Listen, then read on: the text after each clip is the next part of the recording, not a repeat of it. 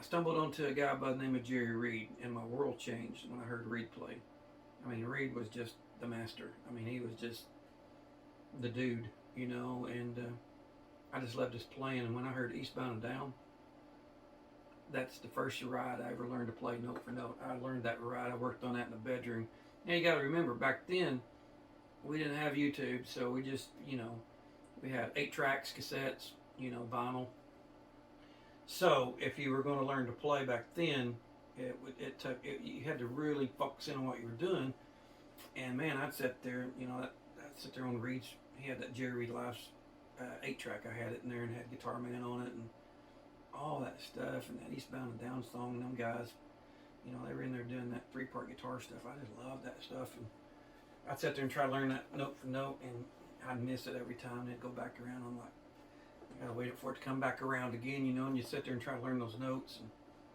And in today's world, I mean, it's a lot easier.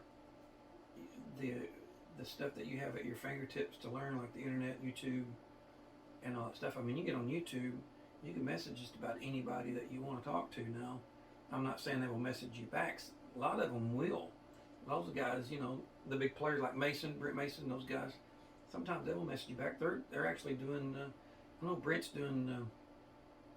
He's done some live teaching, you know, somewhere in California, but he does it from Nashville, and it's all online.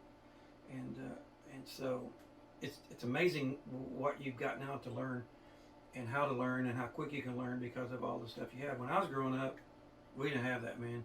It was, you know, vinyl, cassettes, 8 tracks, and so.